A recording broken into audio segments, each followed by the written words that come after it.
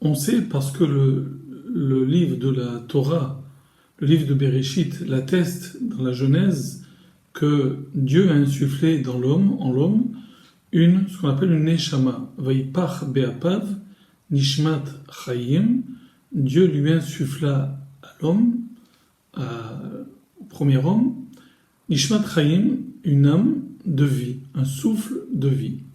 Donc nous sommes tous constitués d'un corps, qui est la partie matérielle, et d'une neshama, d'une âme qui est un esprit, qui est en nous la partie spirituelle.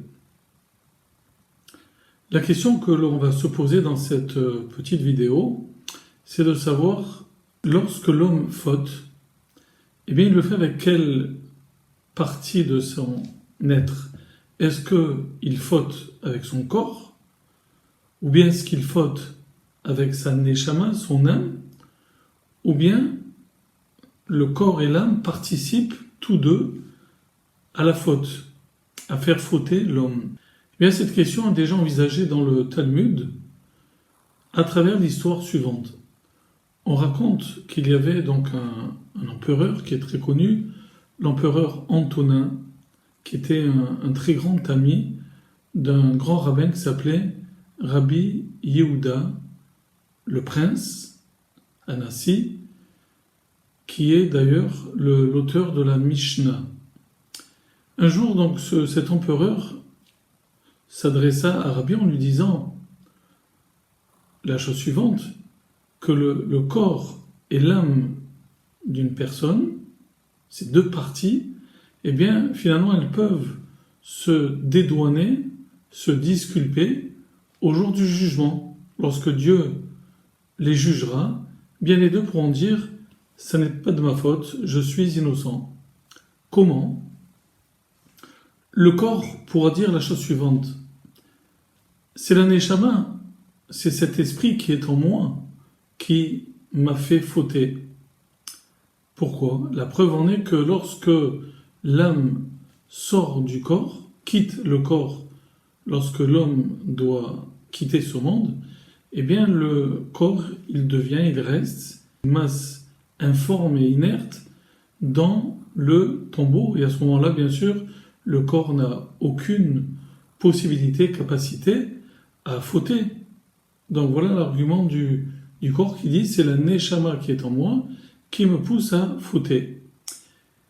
Et la neshama pourrait dire la chose suivante, cet esprit pourrait dire voilà, c'est le corps qui m'a fait fauter. Pourquoi? Parce que du jour où je me suis séparé de ce corps, eh bien voilà, je vole dans les hauteurs célestes, dans les airs comme un oiseau. Donc je n'ai rien à voir avec ce corps.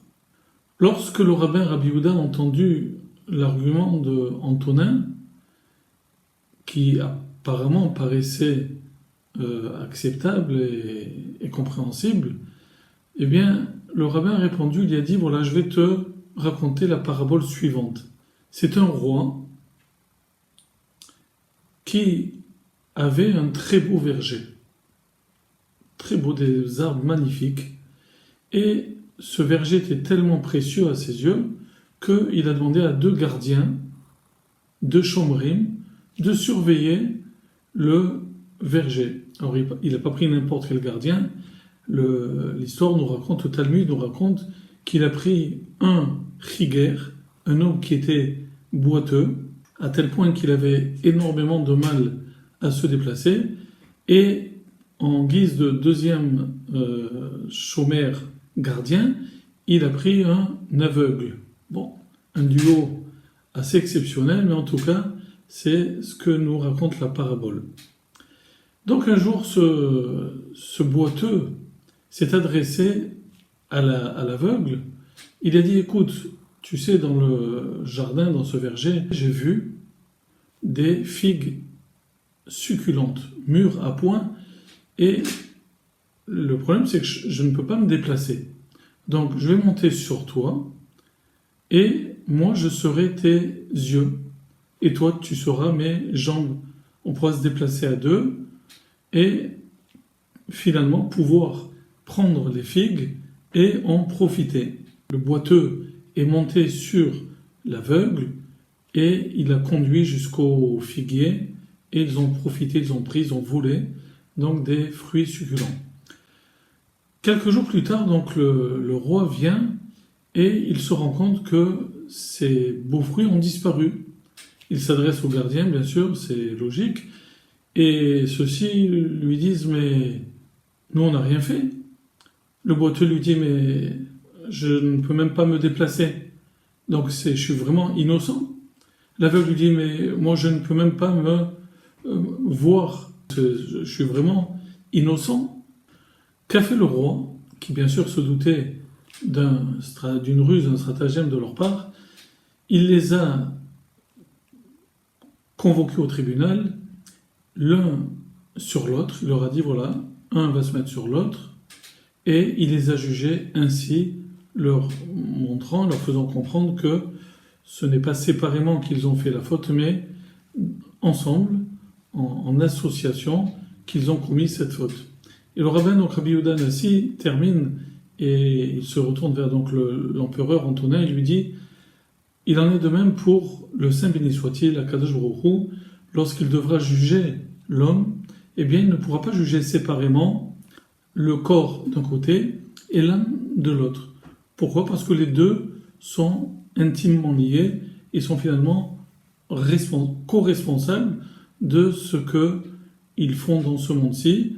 Et donc Dieu les jugera l'un sur l'autre et fera leur procès et punira bien sûr ces deux parties de notre être, le gouffre, le corps, partie matérielle, et l'âme, partie spirituelle, qui les deux ont participé forcément à commettre éventuellement une faute.